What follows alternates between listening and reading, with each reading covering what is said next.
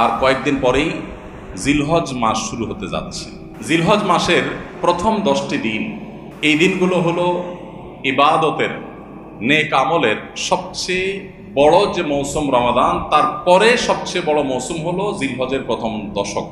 ইবাদত এবং নেক আমলের জন্য আল্লাহ সুবহানাহু ওয়া তাআলা আমাদেরকে কিছু মৌসুম দিয়েছেন, কিছু সিজন দিয়েছেন। এই সিজনগুলোর মধ্যে থেকে সবচেয়ে বড় ইবাদতের মৌসুম বা সিজন কোনটা? রমজান মাস। মাসব্যাপী পুরো 30 দিনের মৌসুম। রমজানের পরে ইবাদতের সবচেয়ে বড় বৃহত্তম ইবাদতের মৌসুম হলো কোনটা? জিলহজের প্রথম 10টা দিন।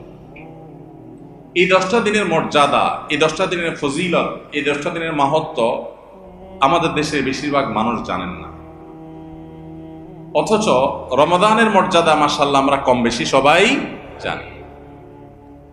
রমাদান মাসে আমাদের দেশে আলহামদুলিল্লাহ সাধারণ মানুষ যারা একেবারে দিন থেকে খুব বেশি যে দিনের খুব কাছে থাকেন তা না, দিন থেকে দূরে অনেক, তারাও রমজান মাস আসলে আলহামদুলিল্লাহ কিছু না কিছু ইবাদতের চেষ্টা করেন। তার মানে আলহামদুলিল্লাহ রমজান মাস ইবাদতের মৌসুম হওয়ার বিষয়টা এস্টাবলিশড। কিন্তু রমজান মাসের পরে ইবাদতের যে দ্বিতীয় বৃহত্তম মৌসুম আছে জিলহজের প্রথম 10 দিন, এই দিনগুলো, এই 10টা দিনও যে ইবাদতের বিরাট বড় মৌসুম, অনেক ফজিলতপূর্ণ সময়, এই সম্পর্কে আমাদের সমাজে খুব বেশি আলোচনা বা জানাশোনা নাই বললেই চলে। জিলহজের প্রথম 10 দিন আসলে আমাদের সমাজে একটা চিত্র আমাদের চোখের সামনে ভেসে ওঠে। রমজানের কথা চিন্তা করলে আমরা তারাবির কথা মনে করি, কোরআন তেলাওয়াতের কথা মনে করি, রোজা রাখার কথা মনে করি, ইফতার করার কথা মনে করি, সাহরি করার কথা মনে করি। আলহামদুলিল্লাহ অনেক ইবাদতের চিত্র আমাদের সামনে রমজানের কথা চিন্তা করলে ভেসে ওঠে। কিন্তু জিলহজের কথা চিন্তা করলে আমাদের স্মৃতিতে ভেসে ওঠে শুধু একটা চিত্র। জিলহজের প্রথম দশকের একটা চিত্রই আমাদের স্মৃতিতে ভেসে ওঠে। সেটা কোনটা? গরু আর ছাগল। জিলহজের প্রথম দশকের একটা স্মৃতি আমরা জানি, সেটা কি? গরু আর ছাগল। রাস্তাঘাটে, বাজারে, গ্যারেজে, ঘরবাড়িতে, সব জায়গায় শুধু গরু আর ছাগল। জিলহজের প্রথম দশক মানে কি শুধু গরু আর ছাগল? ভাইরা আমার, এই হারিয়ে যাওয়া, বিলুপ্ত প্রায় ইবাদতের এই মৌসুমের ধারণাকে পুনর্জীবন দান করা সময়ের অপরিহার্য একটা দাবি। মুসলিম মিল্লাত আমরা ভুলে গেছি। এজন্য আজকে আমরা যে কথাগুলো বলবো, আল্লাহর ওয়াস্তে সবাই পাক্কা নিয়ত করে নেই, এই কথাগুলো অনুযায়ী আমি নিজে তো আমল করবো ইনশাআল্লাহ। আমি বাইরে গিয়ে আমার পরিবারে, আমার পরিচিত লোকদের মধ্যে আরো কয়েকজন মানুষকে আমি সচেতন করবো ইনশাআল্লাহ। তাহলে একটি আমল হারিয়ে যাচ্ছে, হারিয়ে গেছে প্রায়, এরকম একটা আমলকে পুনর্জীবন দান করা, এটা অনেক বড় ফজিলতপূর্ণ আমল, আপনারা জানেন। নবী করিম সাল্লাল্লাহু আলাইহি ওয়াসাল্লাম একটা হাদিস রয়েছে, মান আহিয়া সুন্নাতাম মিন সুন্নতি, যে ব্যক্তি আমার সুন্নতের কোন একটা সুন্নতকে জিন্দা করবে, কোন একটা ভালো কাজ যে ব্যক্তি শুরু করবে, মান সান্না সুন্নাতান হাসানাতান ফালাহু আজরুহা ওয়া আজরু মান আমিলা বিহা, তাহলে এই ব্যক্তি সেই প্রচলন দিয়ে যত মানুষ তার এই প্রচলন থেকে আমল করবে, আল্লাহ তাআলা তাদের সবার সমপরিমাণ সওয়াব তাকে দান করবে। এজন্য আমরা এই মুর্দা সুন্নত, হারিয়ে যাওয়া আমলকে পুনরায় জিন্দা করতে প্রস্তুত আছি তো ইনশাআল্লাহ। আরবে যারা ছিলেন বা আরবের পরিবেশ সম্পর্কে যারা জানেন তারা বলতে পারবেন, বিশেষ করে সৌদি আরবের যে এনভায়রনমেন্ট এবং পরিবেশ, মহল্লা, বাসা, বাড়ি, সেখানে অলিতে গলিতে গেলে বোঝা যায় জিলহজের প্রথম দশক চলতেছে। মার্কেটে গেলে বোঝা যায় জিলহজের প্রথম দশক চলছে।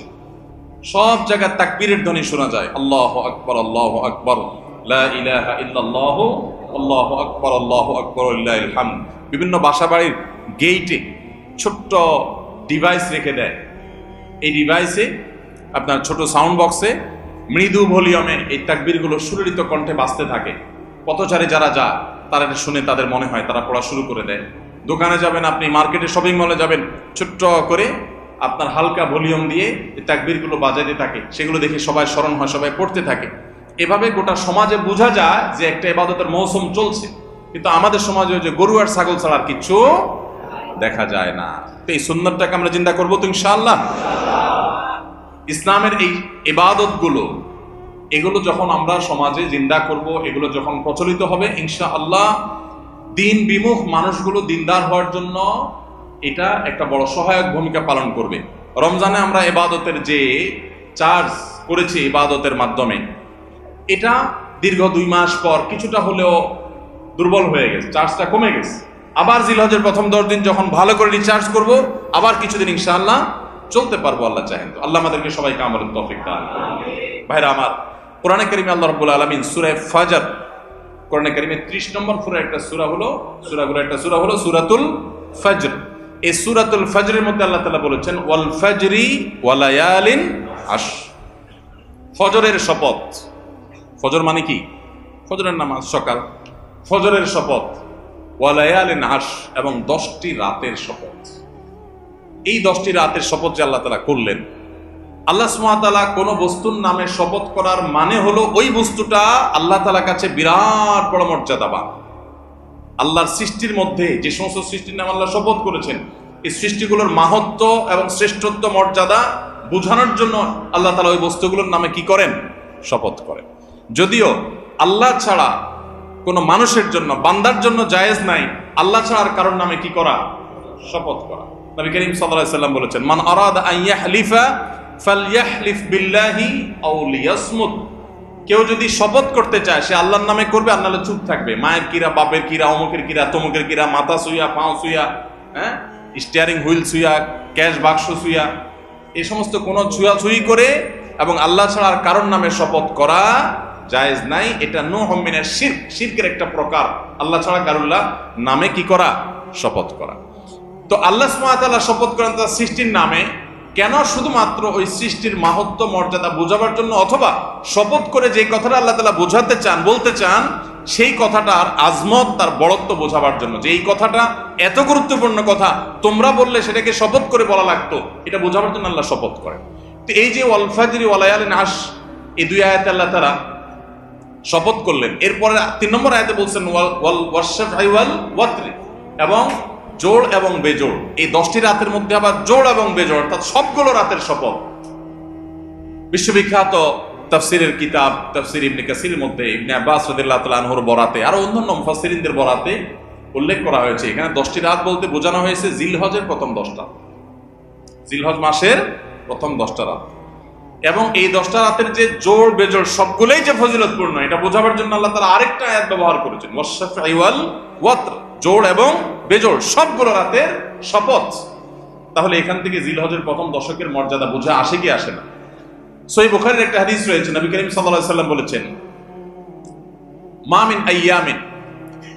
মিন আইয়ামিন আল আমালুস সালিহু ফীহিন্না আহাব্বু ইলাল্লাহ মিন হাযিহিল আইয়াম, ইয়ানি আইয়ামাল আশর। জিলহজের প্রথম 10 দিনের আমল, ইবাদত, নেকামল, ভালো কাজ, এটা আল্লাহর কাছে এত প্রিয়, অন্য কোন সময়ের আমল ইবাদত, অন্য কোন দিনের আমল ইবাদত আল্লাহর কাছে এত প্রিয় না। বান্দা এই 10 দিনে নেকামল করলে আল্লাহ তাআলা যত খুশি হন, অন্য কোন সময়ের নেকামলে আল্লাহ তাআলা এত সন্তুষ্ট হন।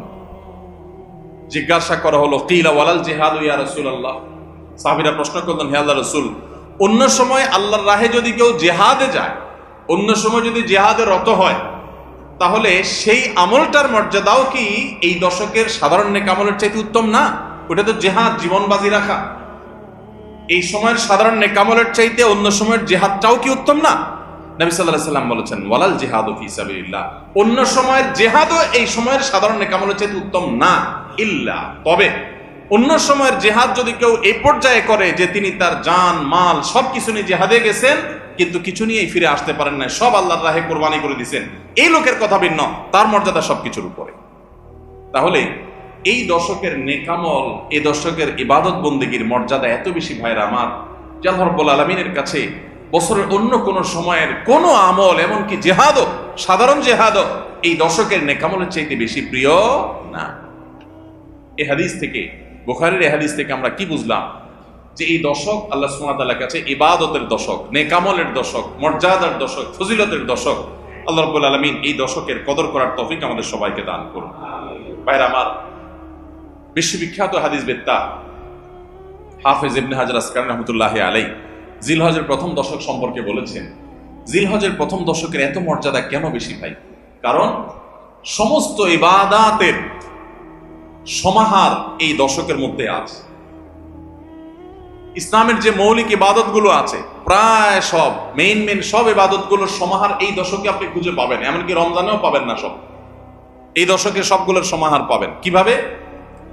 এই দশকে আমরা দেখি যে প্রথমত ঈমান তো 12 মাসের আমল, অন্য সময়ও আছে, এই সময়ও আছে। 5 ওয়াক্ত নামাজ 12 মাসের আমল, অন্য সময়ও পড়তে হয়, এই দশকেও পড়তে হয়। রোজা রমজান মাসে আছে, এই দশকেও রোজা আছে, প্রথম 9 দিনই রোজার কথা হাদিসে আছে, আবার বিশেষভাবে আরাফাতের দিন রোজার কথা আছে।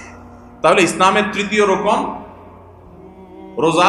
অবশ্য হজ হলো জাকাত হলো তৃতীয় রকম। জাকাত অন্য সময় দেওয়া যায়, এই সময়ও দেওয়া যায়, তাহলে জাকাত আদায়যোগ্য সময় এটা।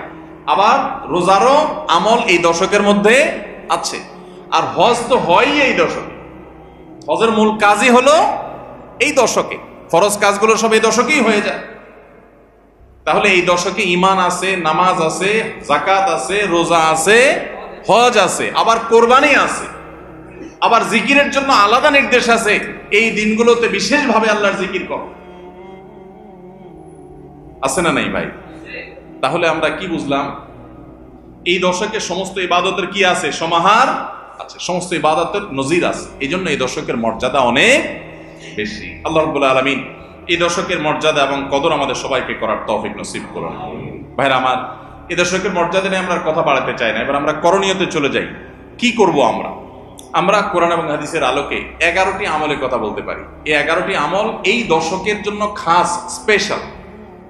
নাম্বার 1 নম্বর এই দশকের আমল হলো বেশি বেশি আল্লাহর জিকির করা। কি করা? বেশি বেশি আল্লাহর জিকির করা। কারণ কোরআনে কারিমে সূরা তাওবাতে আল্লাহ রাব্বুল আলামিন এই দশককে ইঙ্গিত করে বলেছেন যে তোমরা আল্লাহ তাআলার জিকির করো ফি আইয়ামিন মাদুদাত, নির্দিষ্ট দিনসমূহে, নির্ধারিত দিনগুলোতে তোমরা আল্লাহর জিকিরে মাশগুল থাকো। এখানে আল্লাহর জিকির যে নির্দিষ্ট দিনগুলোতে রাখার কথা বলা হয়েছে, সেই আয়াতের ব্যাখ্যা আবারও তাফসীর ইবনে কাসিরে এবং ইবনে আব্বাস রাদিয়াল্লাহু আনহু সহ আরো অন্যান্য মুফাসসিরদের থেকে বর্ণিত হয়েছে যে নির্দিষ্ট দিন বলতে জিলহজের প্রথম 10 দিনকে আল্লাহ তাআলা মিন করেছেন। এই 10 দিনই তোমরা আল্লাহর জিকিরে বেশি বেশি করে আল্লাহ তাআলার জিকির করো। তাহলে জিকির শুধু না, পরিমাণে বাড়িয়ে বাড়িয়ে বেশি বেশি পরিমাণে জিকির করতে হবে। এই দশকে আল্লাহ তাআলার স্মরণ অন্তরে হবে, মুখে আল্লাহ তাআলার জিকির চলবে, কাজের মাধ্যমে জিকিরের আমল চলবে, অন্তরের স্মরণের মাধ্যমে, মুখে জিকিরের মাধ্যমে।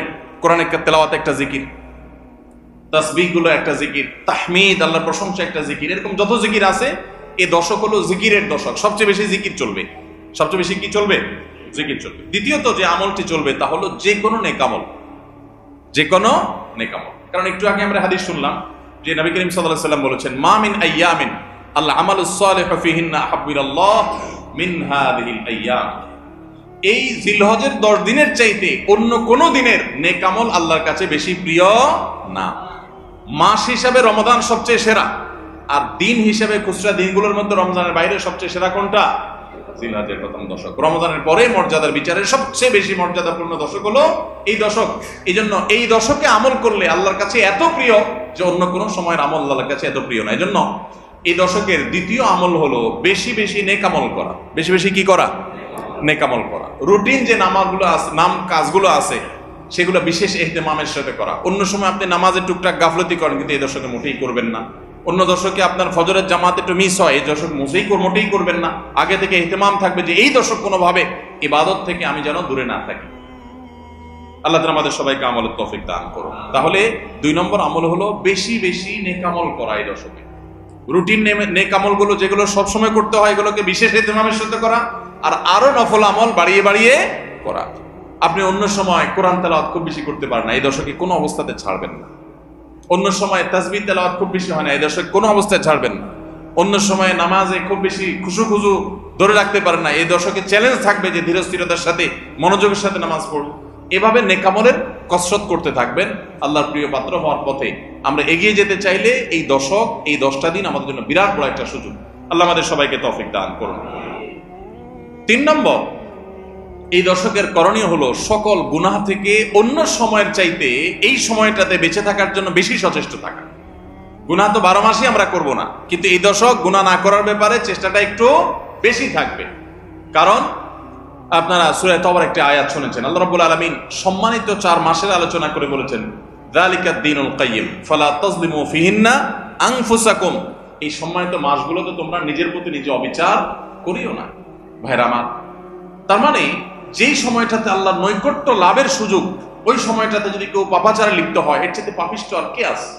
এই জন্য আল্লাহ রাব্বুল আলামিন আমাদেরকে দরদের সাথে বলছেন, ভাষা খেয়াল করেন, ফালা তাজলিমু ফিহিন্না আনফুসাকুম, তোমরা নিজের পায়ে নিজে কুঠারাঘাত করিও না।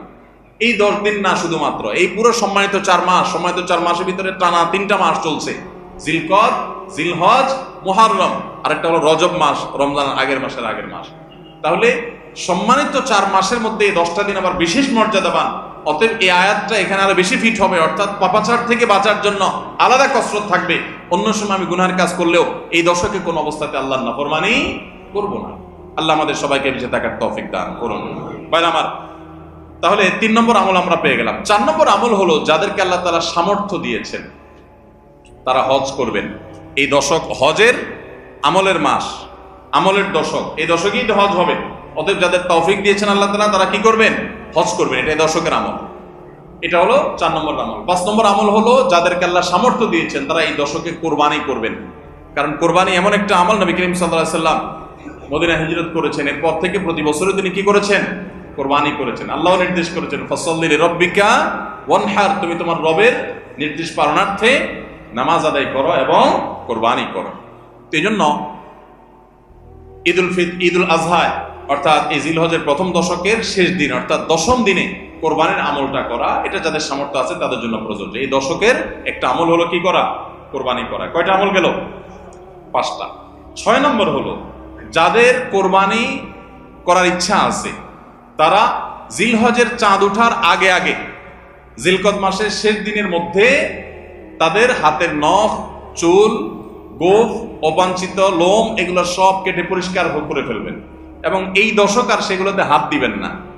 কোরবানি করে তারপরে সেগুলো পরিষ্কার করতে চাইলে করবেন, এই দশকে আর হাত দিবেন না। নবী সাল্লাল্লাহু আলাইহি সাল্লাম বলেছেন, মান আরাদা আন ইউদাহিয়া ফালা ইয়াখুয মিন শা'রিহি ওয়া আযফারিহি শাইআ, যে ব্যক্তি কোরবানি করার ইরাদা করেছে, নিয়ত করেছে, সে যেন তার চুল, নখ এগুলো না কাটে ওই 10 দিন। জিলহজের চাঁদ উঠছে আর কাটবেন না, চাঁদ ওঠার আগে আগে কেটে ফেলবেন এবং কোরবানির পরে যায় কাটবেন। এই 10 দিন বিরত থাকেন। তবে অন্য আরো বিভিন্ন রেওয়ায়াত থেকে, বর্ণনা থেকে বোঝা যায় যে এই আমলটা শুধু যিনি কোরবানি করবেন তিনি নন, যিনি কোরবানি করবেন না, কোরবানি করার সামর্থ্য নাই, তিনি এই আমল করতে পারেন, তাহলে আল্লাহ তাআলা তাকে কোরবানি করার সওয়াব দান করবেন।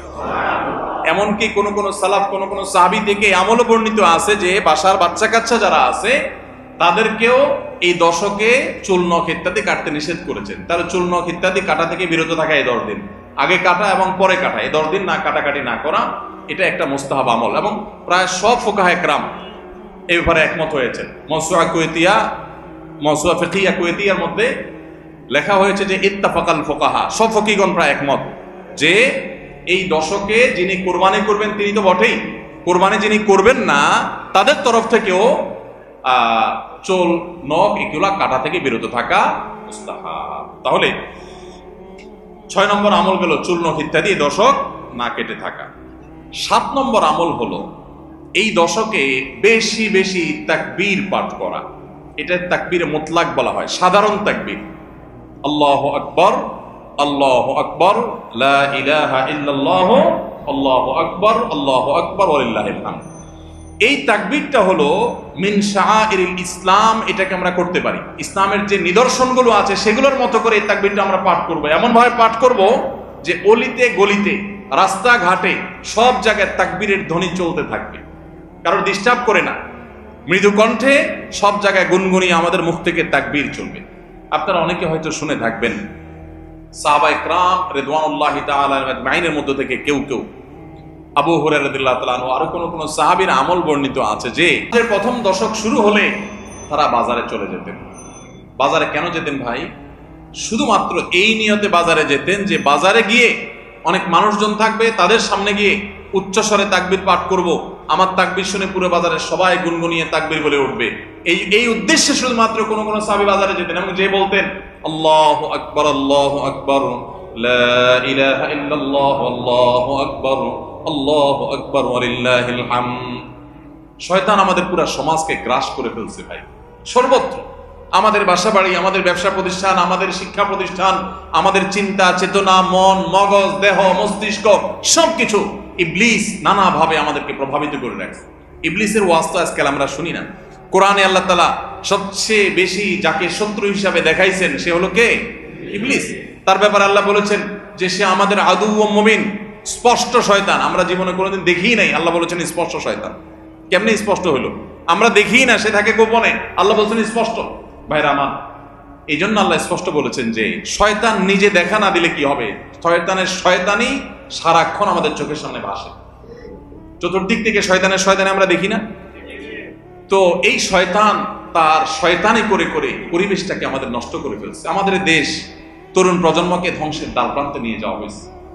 তাদেরকে দিন থেকে এত দূরে সরাই দেওয়া হয়েছে, কখনো শিক্ষার নামে, কখনো সংস্কৃতির নামে, কখনো বিনোদনের নামে, কখনো খেলাধুলার নামে, কখনো ক্যারিয়ারের নামে, এক এক সময় এক এক নাম দিয়ে আমাদের সন্তানদেরকে আল্লাহে দিন থেকে এত দূরে সরিয়ে ফেলা হয়েছে।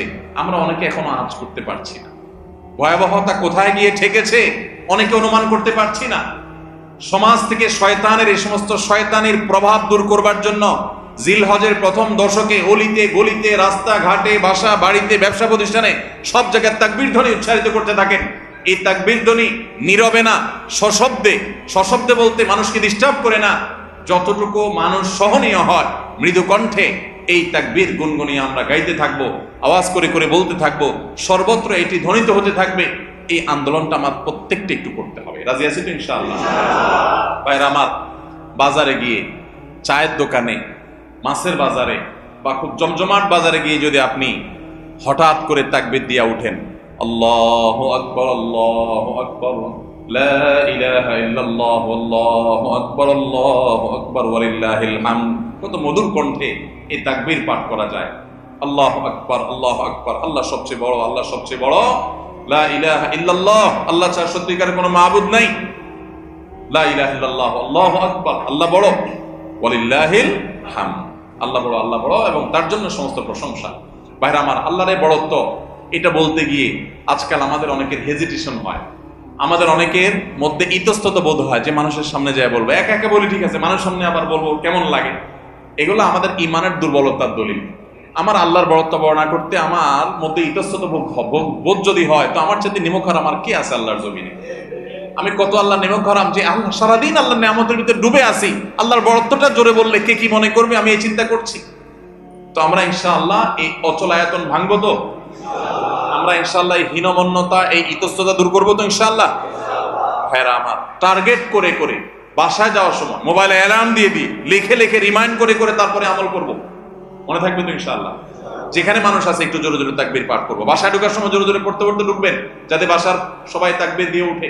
হঠাৎ মনে হবে একটু জোরে জোরে পড়বেন, যাতে সবাই তাকবীর দিয়ে উঠে। পুরো পরিবেশটাকে সেভাবে করবেন। আমি আমার বাসায় এই দশক আসলে সাধারণত মৃদু কণ্ঠে ভলিউমের সবসময় তাকবীরটা চালু করে রাখি, যাতে সবার মনে হয়। অফিসে কম্পিউটারে এটাকে মৃদু কণ্ঠে চালু করে রাখি, অন্যান্য কাজ করতে থাকি, এই আওয়াজ চলতে থাকে, যাতে করে যে আসে সে দেখে তার মনে হয় সে আমলটা করতে পারে। তো আমরা এই আমলটা চিন্তা করবো তো ইনশাআল্লাহ? যদি আপনি বাজারে গিয়ে তাকবীর বলেন, আমাদের সমাজের যে অবস্থা, যে অবক্ষয়, দ্বীনি চেতনা দিন দিন যেভাবে হারিয়ে গেছে, আপনার তাকবীর শুনে হয়তো অনেকে হাসবে। হঠাৎ করে যখন বাজারে গিয়ে তাকবীর দিবেন জোরে জোরে, বলবো ব্যাপার কি? কেউ কেউ হয়তো ইশারা করছে মাথায় হয়তো কোনো সমস্যা আছে। এরকম হতে পারে, হতে পারে কি পারে না? কেন হইতে পারে? কারণ সব গাফেলদের মধ্যে একজন জাকের আসছে, সব গাফেলদের মধ্যে একজন জাকের আসছে। যেখানে সবাই গাফলতিতে নিমজ্জিত, সেখানে একজন জিকিরকারী আসছে। এজন্য ওই গাফেলদের মধ্যে জিকিরকারী, একজন জিকিরকারী ব্যক্তিকে মনে হয় পাগল, অথবা তাকে বলা হয় যে আননোন।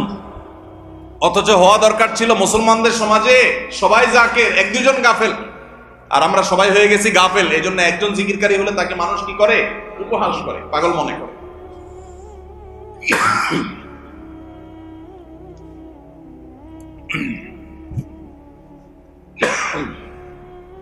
তো ভাইরা,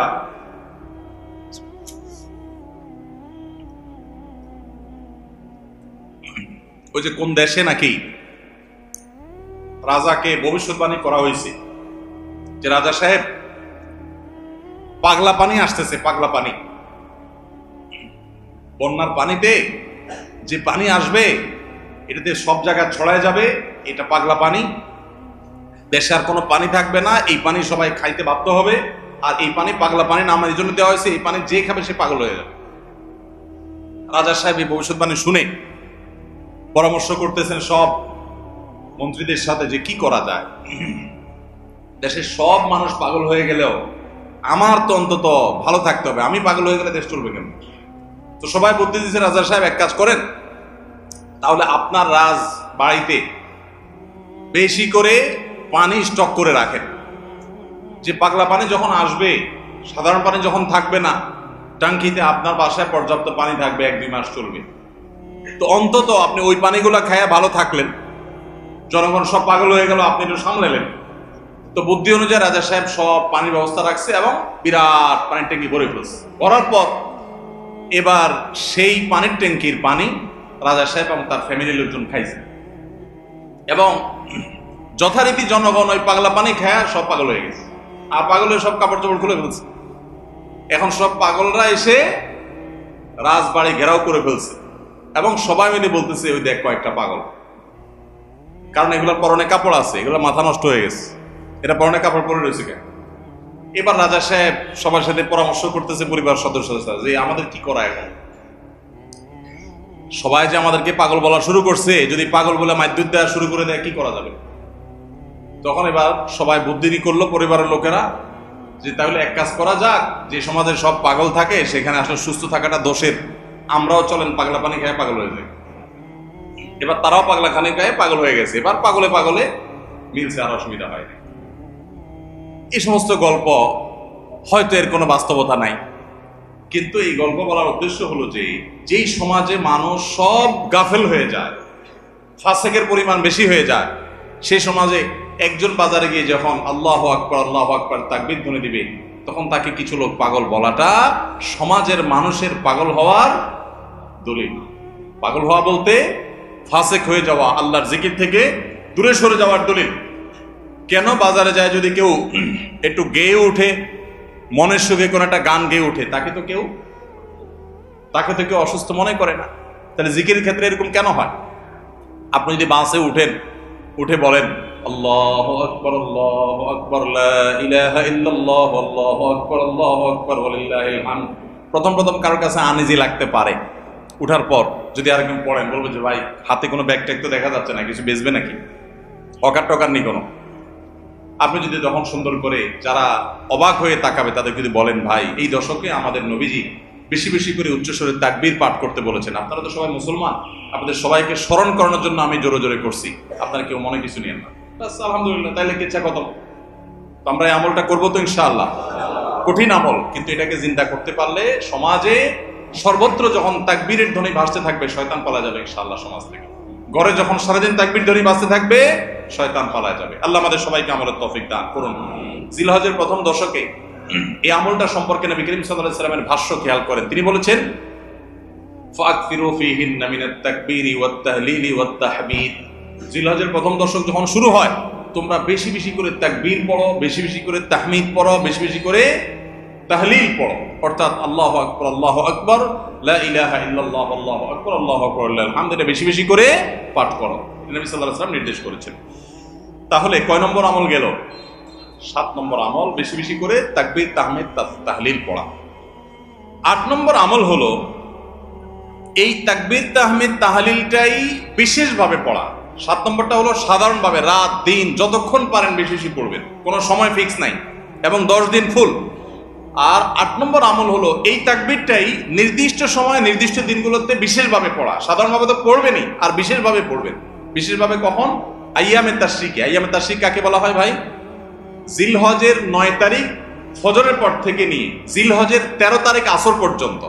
জিলহজের 9 তারিখ ফজর থেকে নিয়ে জিলহজের 13 তারিখ আসর পর্যন্ত প্রত্যেক নামাজের পর সবাই যার যার জায়গা, পুরুষরা সরবে আর মা বোনরা বাসা বাড়িতে নীরবে তারা তাকবীর পাঠ করবেন। আল্লাহু আকবার লা ইলাহা ইল্লাল্লাহ আল্লাহু আকবার ওয়ালিল্লাহিল হামদ। প্রত্যেক নামাজের পরে একা একা পড়েন আর জামাতে পড়েন, সর্বাবস্থা। জামাতে পড়লে ইমামের সাথে তাল মিলায় পড়তে হবে জরুরি না, প্রত্যেকে যার যারটা শেষে পড়বেন, মনে থাকবে তো ইনশাআল্লাহ। তাহলে 8 নম্বর আমল হলো আইয়ামে তাশরিক, অর্থাৎ জিলহজের 9 তারিখ থেকে 13 তারিখ পর্যন্ত প্রত্যেক নামাজের পরে তাকবীরগুলো জোরে জোরে পাঠ করতে থাকবো ইনশাআল্লাহ। 9 নম্বর আমল হলো জিলহজের 1 তারিখ থেকে 9 তারিখ পর্যন্ত এই 9 দিনই নফল রোজা রাখা। এই 9 দিনই নফল রোজা রাখা। এই 9 দিন নফল রোজা রাখা সম্পর্কিত একটা হাদিস পাওয়া যায়, এবং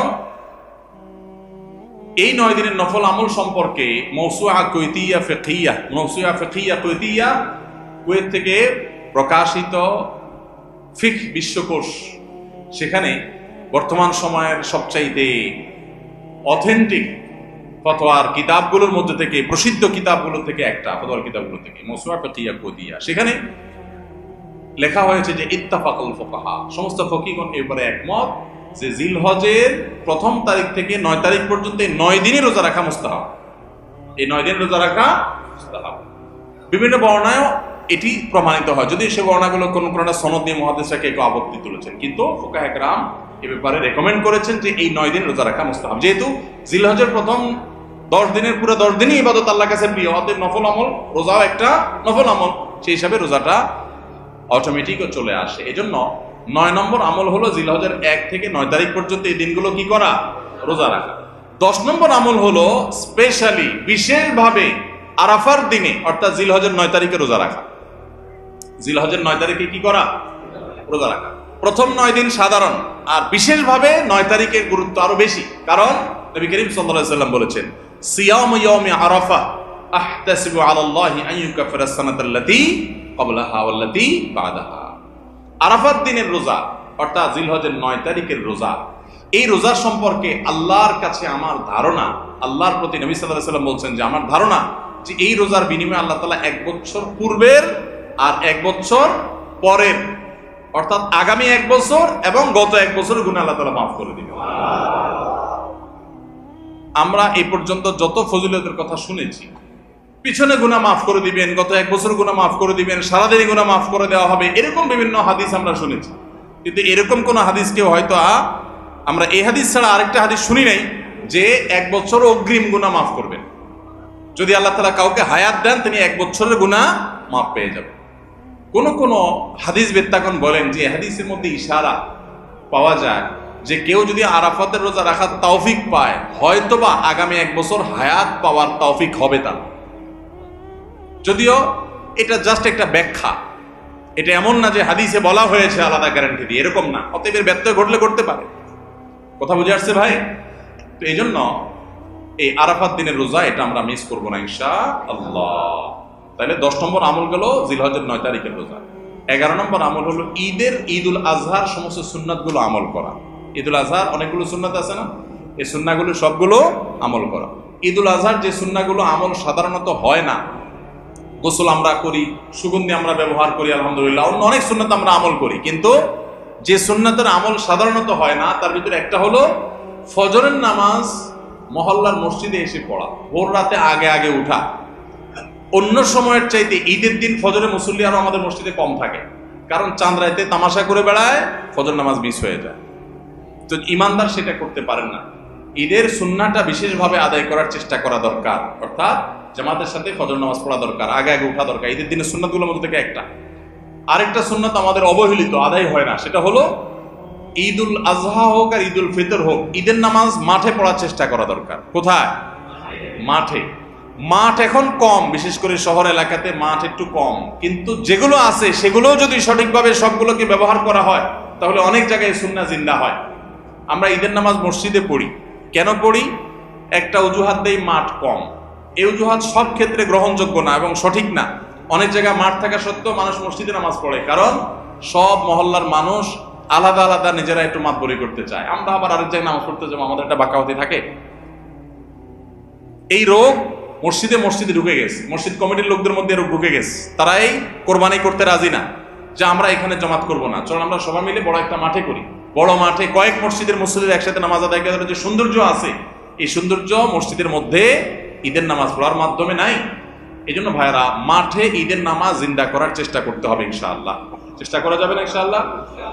তাই বলে আবার রাস্তাঘাট আটকায় মানুষের অসুবিধা হয় সেভাবে করে ঈদের নামাজ ব্যবস্থা করেন। যদি কোনো রাস্তা এরকম হয় যে না এ রাস্তা বিকল্প বহু রাস্তা ডানে বামে আসে, মহল্লার রাস্তা, কারোর কোনো অসুবিধা হবে না, তাহলে সেখানে হতে পারে শর্ত সাপেক্ষে। কিন্তু সাধারণত রাস্তা নয়, বরং আমাদের নামাজ পড়তে হবে কোথায়? মাঠে। এবং ঈদের নামাজ মসজিদে আদায় করবেন না, মাঠে আদায় করবেন। এই আওয়াজটা সর্বত্র তোলা দরকার। শহর তো বটেই, গ্রামে পর্যন্ত এখন প্রত্যেক মসজিদে মসজিদের নামাজ হয়। কেউ কাউকে মানতে রাজি না, কেউ কাউকে মানতে রাজি না। আরেক জায়গায় ঈদগাহে নামাজ পড়ে আমাদের ইজ্জত থাকে নাকি? তো এই লোক ইসলাম বুঝে নেই। ঈদের জামাত হবে, অনেক বড় জামাত, সেখানে বহু মসজিদের মুসল্লিরা আসবে, এটার মধ্যেই সৌন্দর্য, পুরো মহল্লার মানুষের সম্মিলন করবে, এই সুন্নতটা আদায় হয়। ঈদুল আজহার আরেকটা সুন্নাত অবহেলিত, সেটা হলো ঈদুল আজহায় আমরা জানি যে প্রথম খাবার ঈদুল আজহার কোরবানির গোশত দিয়ে হবে, এটা সুন্নাত। ওমর রাদিয়াল্লাহু তাআলা থেকে একটা রওয়ায়াত বর্ণিত আছে যে আল্লাহ তাআলার উদ্দেশ্যে কোনো কিছু দান করলে এটা নিজে ভোগ করা যায় না। যায়? আপনি আল্লাহর রাস্তার জন্য, আল্লাহকে খুশি করার জন্য আল্লাহর রাস্তায় কিছু দিয়ে দিয়েছেন, এটা কি নিজে খাওয়া যায়? আর এটা আপনি গরিবকে দিয়ে দিবেন, মসজিদে দান নিয়াত করলে মসজিদকে দিয়ে দিবেন, আপনি নিজে ভোগ করতে পারবেন না। শুধু কোরবানি এবং আকিকা এই দুইটা আমল আছে যে এই দুইটা আমল আল্লাহকে খুশি করার জন্য জবাই করার সময় বলছেন বিসমিল্লাহ আল্লাহু আকবার, আল্লাহুম্মা লাক মিনকা ওয়া লাক, আল্লাহ আপনার তরফ থেকে আবার আপনার উদ্দেশ্যেই কোরবানি করলাম, আমার কোনো ধান্দা নাই। অথচ আবার ঠিকই ওইটার গোশতটা আল্লাহ আপনাকে খেতে দিয়েছেন, কারণ এটা আল্লাহর পক্ষ থেকে সাদাকা, আল্লাহর পক্ষ থেকে মেহমানদারি, যে আল্লাহ আপনার থেকে কবুল করেছেন এবং বলেছেন বান্দা আমি বুঝে পাইছি, এবার তোমাকে দিছি, তুমি খাও। তো এই জন্য আল্লাহর মেহমানদারি দিয়ে দিনের প্রথম খাবার গ্রহণ করা, যাতে করে ক্ষুধার্ত থেকে খাবারের প্রতি আগ্রহী হন আপনি এবং আল্লাহর মেহমানদারি দিয়ে প্রথম খাবার খান আপনি, এটা সুন্নাত। এই জন্য ঈদুল আজহার দিন আমরা কোনো কিছু না খেয়ে থাকবো, রাতে খেয়ে যে শোবো, এরপরে আর কোনো কিছু খাবো না, ঈদগাহে আসবো না খেয়ে, কোরবানির পশুর গোশত বানায়া রান্না করে ওইটা দিয়ে প্রথম খাবার খাবো ইনশাআল্লাহ। আল্লাহ তাআলা আমাদের সবাইকে এই সব সুন্নাহগুলো মেনে চলার তৌফিক দান করুন।